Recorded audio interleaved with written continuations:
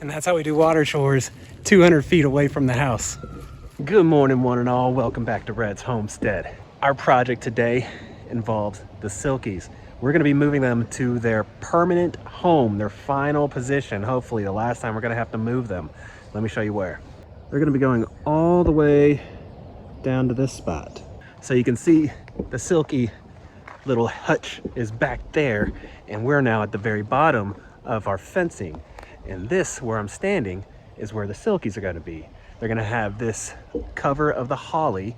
We're going to be using our 100-foot netting that we use for the meat birds and everything to have an enclosure all in this area, at least for a good while. This is also going to be the place where the turkeys are going to be once we get them in June. We're going to brood them and all that good stuff, but they're going to be down here as well with the Silkies. Now, as far as timing is concerned, we're doing this at this point because we're going to need that netting again for when we get the meat birds in September. We're going a little bit later this year because we actually have a lot of chicken left over, so we didn't do a spring set of meat birds. We're only doing one this year. So the Silkies will be in there by themselves until probably mid-July. So we're going to get the turkeys in mid-June, about 4 months in the brooder, or 4 weeks in the brooder, and then they'll go out with the Silkies. They should be similar in size by that time. We're hoping 5 weeks turkey is going to be about the same size as a few-month-old Silkie. So if we move them in there in mid-July, then we're going to be getting our meat chickens in early September, ready to be out by the end of September. So by the end of September, we're hoping that the turkeys and the Silkies have now established that area as their home, that little hutch as their home. We'll take down the fence, let them free range, and use the fence for the meat birds. But before we are able to actually move this fence, I have to set up another fence. This fence right now is serving the purpose of keeping our dogs from going all the way to the edge of our property and running along the fence line with our neighbor and his Great Pyrenees dogs.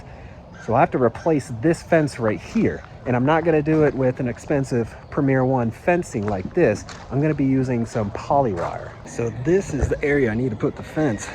And it's a little overgrown because it's behind all of these.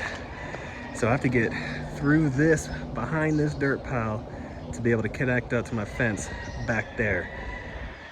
I think a weed eater might do it, might be enough. We're gonna see.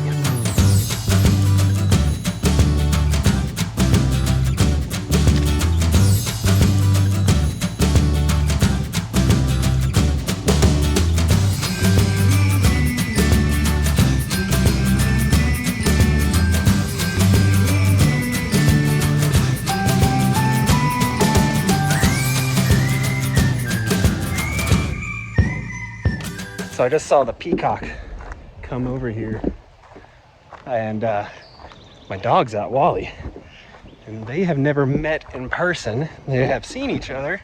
There's been tons of barking, but they've never actually seen each other up close. And now I don't know. Oh, I hear him. Uh-oh. Well, I have no idea where the peacock is. I don't see him. The dog is right there. I can't forget to check the roofs. The peacock does like to jump up on top of the buildings. So back to the fence. After that distraction, I think I've gotten everything cleared off to where I'll be able to run a nice couple lines.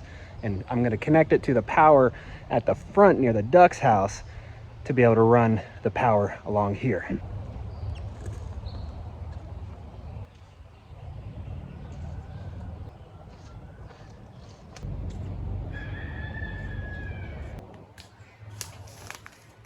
Not where I wanted it to go over there, but that's gonna have to do. It's the only place where I could at least get it halfway in the ground. Should be strong enough to hold it.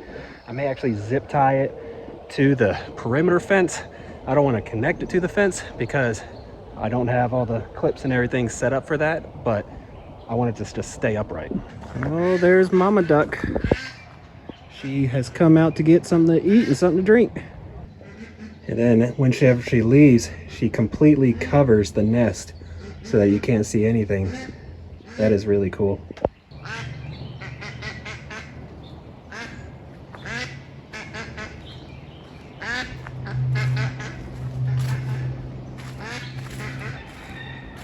And she's back inside. Almost forgot to turn this off. That would have been painful.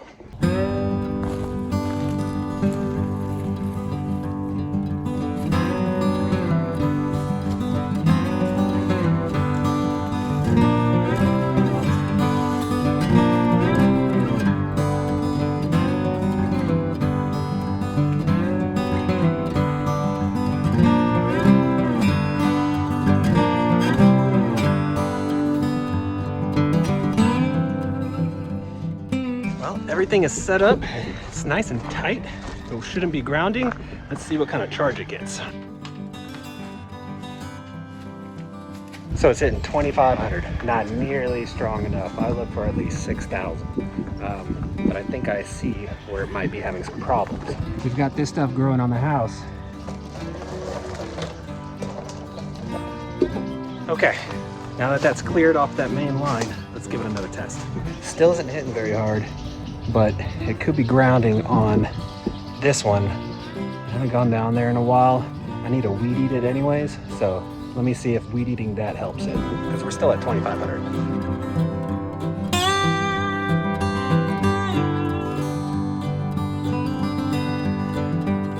Well, it's up to about 4,000, which isn't super strong, but it's plenty for my dogs to not go back if they touch it. So I'm going to go ahead and take down this Premier 1 fencing and get it over to where the Silkies are so that we can let them out.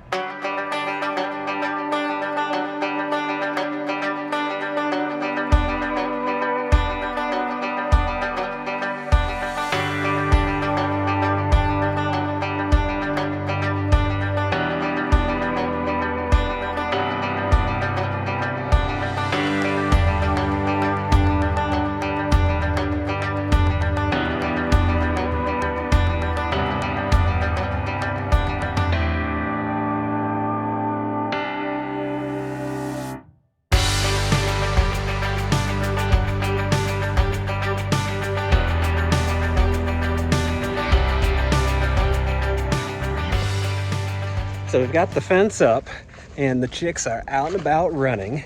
Now I've got to bring the energizer that I'm using for these chickens. I'm gonna go ahead and take this one and hook it up to the one down there. This one doesn't need to be powered. They're pretty much trained to not leave this. They never do unless we scare them. So I don't think it needs to be powered anymore.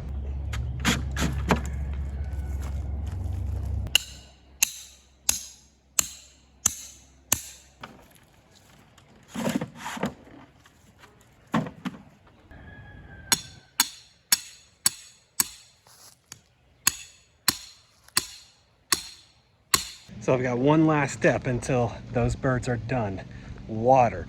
I've got to find a way to get water down there. I have an idea, but it's going to take a trip to Lowe's. So I'm back from the hardware store, and this is my plan. I've got 100 feet of this 1-inch pipe or tubing or whatever. I'm going to run it all the way down there, connecting up to my rain barrel up here, and then hopefully I've got all the correct fittings because I want to shut off down there as well. I never do plumbing right the first time. It usually takes me a couple trips, but maybe, just maybe, I can make this work. The first thing I'm going to do, I'm going to roll this out all the way down there and see if it'll kind of unravel and stretch out.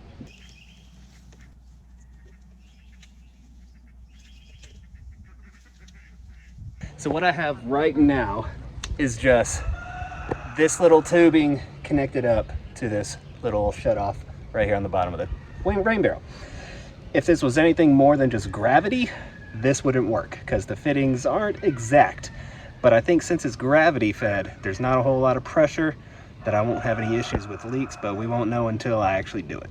And what I did is I just fed it straight into this right here, and I'm gonna try to heat this up and put a hose clamp in. But I fed quite a few feet.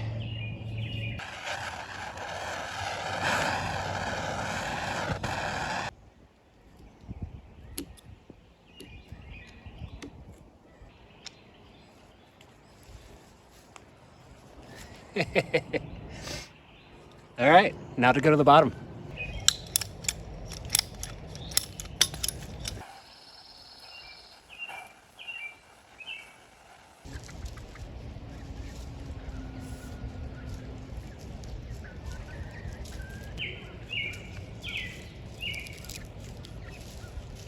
So here's a moment of truth. I'm gonna go up there, turn the water on the rain barrel, and let's see if we get water all the way down here.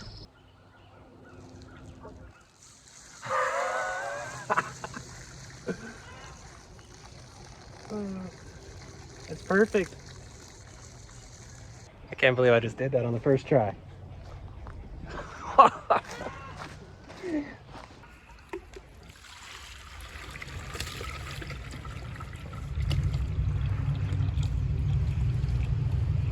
And that's how we do water chores 200 feet away from the house.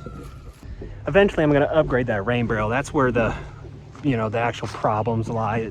It leaks a little bit just because it goes from like a 3/4 to a half to, it just changes a whole lot of diameters. Once I upgrade a better rain barrel that has just a 1-inch diameter, then I can connect this tubing all the way to the rain barrel and there is no gaps in the between. And then I'll probably end up burying this water line.